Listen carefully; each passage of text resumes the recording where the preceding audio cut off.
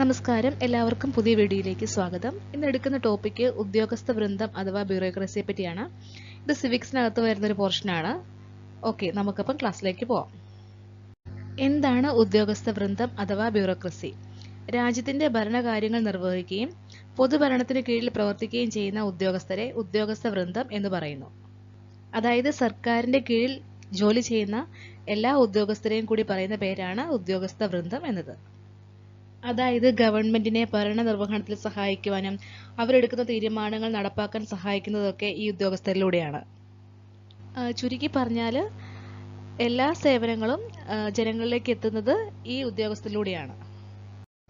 അടുത്തത് ബ്യൂറോക്രസിയുടെ സവിശേഷതകളാണ്. അതിലേക്ക് പോവാം.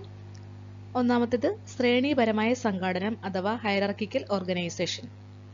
ഏറ്റവും ഉയർന്ന തലത്തിൽ ഒരു ഉദ്യോഗസ്ഥനും താഴെ തലങ്ങളിലേക്ക് വരുന്തോറും കൂടുതൽ ഉദ്യോഗസ്ഥരും ഉൾക്കൊള്ളുന്ന രീതിയാണ് ശ്രേണിപരമായ സംഘാടനം എന്ന് പറയുന്നത്. ഇപ്പൊ നമുക്കൊരു പോലീസ് ഡിപ്പാർട്ട്മെന്റിന്റെ കേസ് എടുത്ത് നോക്കാം. ഏറ്റവും താഴെ തട്ടിൽ വരുന്ന ഉദ്യോഗസ്ഥരെ കോൺസ്റ്റബിൾസ് ആണ്. അതിന്റെ മുകളിലേക്ക് ASI, SI, അങ്ങനെ ഏറ്റവും ടോപ്പിൽ വരുന്നത് DGP ആണ്. അത് ഒരാളാണ്. ഇങ്ങനെ താഴെത്തട്ടില് കുറെ ഉദ്യോഗസ്ഥരും ഉയർന്ന തലത്തിലേക്ക് പോകുമ്പോഴും ഒരു ഉദ്യോഗസ്ഥന് മാത്രം കാണുന്ന രീതിയാണ് ശ്രേണിപരമായ സംഘാടനം എന്ന് പറയുന്നത്. അടുത്ത സവിശേഷതയാണ് സ്ഥിരത അഥവാ പെർമനൻസ്. ഉദ്യോഗസ്ഥനായി നിയമിക്കപ്പെടുന്നവർക്ക് നിശ്ചിത പ്രായം വരെ സേവന കാലാവധി ഉണ്ടായിരിക്കും. അതായത് ഈ ഗവൺമെന്റ് ഉദ്യോഗസ്ഥർക്കൊക്കെ ഒരു നിശ്ചിത സമയം വരെ അവർക്കൊരു കാലാവധി കൊടുത്തിട്ടുണ്ട്. അവരുടെ റിട്ടയർമെന്റ് ടൈം വരെ അവർക്ക് വർക്ക് ചെയ്യാൻ പറ്റും. അതിനെയാണ് സ്ഥിരത എന്ന് പറയുന്നത്. അടുത്ത സവിശേഷതയാണ് യോഗ്യത അടിസ്ഥാനമാക്കി നിയമനം. Appointment on the basis of qualification. വിദ്യാഭ്യാസ യോഗ്യത അടിസ്ഥാനമാക്കിയാണ് ഉദ്യോഗസ്ഥരെ തിരഞ്ഞെടുക്കുകയും നിയമിക്കുകയും ചെയ്യുന്നത്. ഇപ്പോൾ ഓരോ ജോലിക്കും ഓരോ യോഗ്യത കൊടുത്തിട്ടുണ്ട്.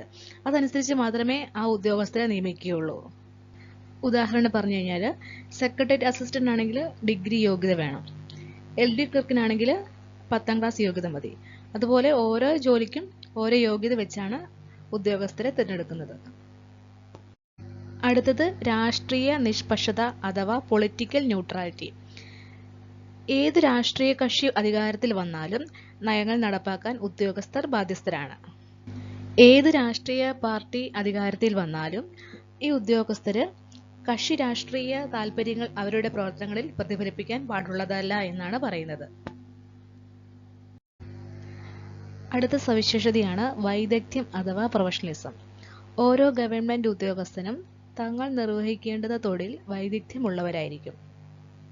അതായത് ഓരോ ഗവൺമെന്റ് ഉദ്യോഗസ്ഥനും അവർ ചെയ്യുന്ന തൊഴിലിൽ അവർ വൈദഗ്ധ്യം ഉള്ളവരായിരിക്കും. നമുക്കൊന്നും കൂടെ ഓരോ സവിശേഷതയും നോക്കാം.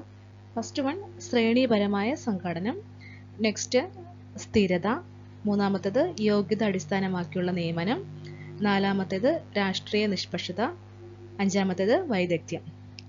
എല്ലാവർക്കും ക്ലാസ്സുകൾ ഇഷ്ടമായെന്ന് വിചാരിക്കുന്നു. ഇഷ്ടമായിട്ടുണ്ടെങ്കിൽ ലൈക്ക് ചെയ്യുക, സബ്സ്ക്രൈബ് ചെയ്യുക.